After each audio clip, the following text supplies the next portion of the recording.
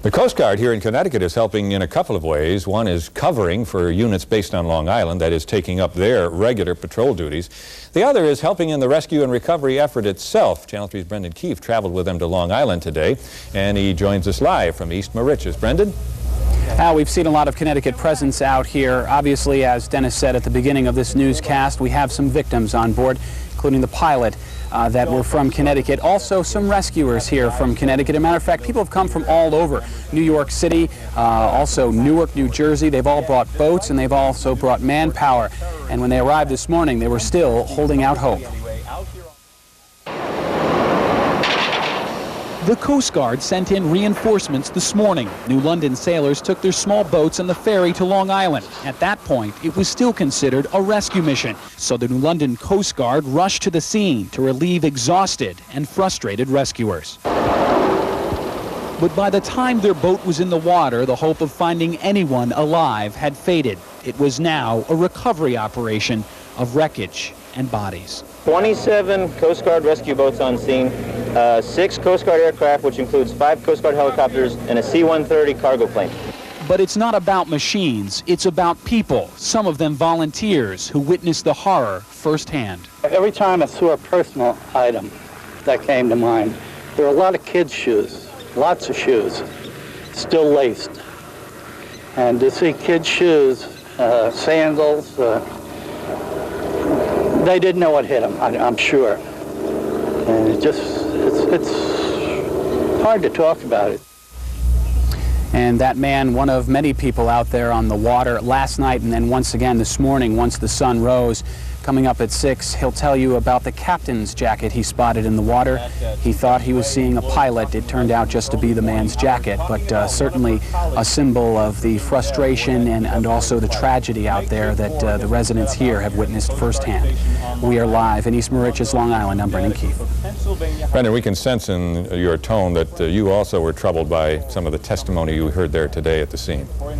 Yeah, I think everyone out here is. There's a tremendous amount of media out here. Obviously, we're in a very large populated area in New York, a lot of those media out here, but we're also seeing international media, people from Colombia, obviously from France, Japan. Everybody's international correspondents that live in the United States are here. One kid I talked to in the harbor said he counted 44 states of media that are represented here today. I think the whole nation mourns here at this site, and the media, you know, jovial at times, is all hit at this time, and we've all shared in the grief, no doubt about it, Al. All right, Brendan, thank you for your update from East Moriches. Back on Long Island right now, Channel 3's Brendan Keefe, who spent time with some of the boaters who stumbled onto a living nightmare.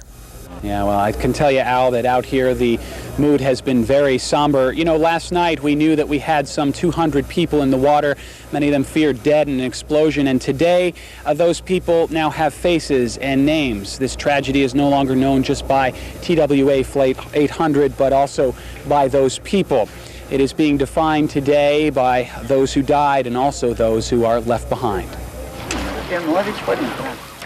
The light of hope crests the eastern sky, and the fleet of rescuers prays the rays of daylight will reveal survivors clinging to the wreckage. Marine Kilo, this area, land Roger, be advised this area is an air exclusion zone for Coast Guard air assets only. Helicopters from the Army and police joined the search effort, and rescue crews and their boats came from New York City, Newark, New Jersey, even the New London Coast Guard. As those men arrived, it became a recovery operation and crash investigation.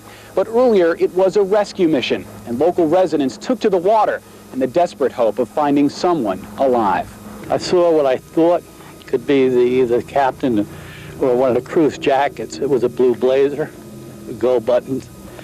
And that was floating along, thank God. It's an eerie scene. One boater saw signs suggesting at least some of the passengers knew they were about to plunge into the ocean. We've seen an inflated life preserver in the water with a beacon flashing. We would hope somebody was in it, and we thought somebody was in it, but we found that there was nobody in it, but it was a secured life preserver. I mean, somebody put it on, they clipped it on. It was flashing, it was inflated. Somebody prepared for the crash. Of course, we do not know if the passengers indeed were aware of what was happening. We're not even sure the crew knew. There are conflicting reports whether there was a mayday call to the tower. The guy that was just talking right there was one of the first men on the scene, a local resident who saw the explosion and then rushed out to see what he or she could do, or he could do and his friends could do, and of course the flames were too hot. The search now continues, but it is for wreckage, not for survivors. We're live here in Long Island. I'm Brendan Keefe. Big story, but a tough story to cover. Thank you, Brendan.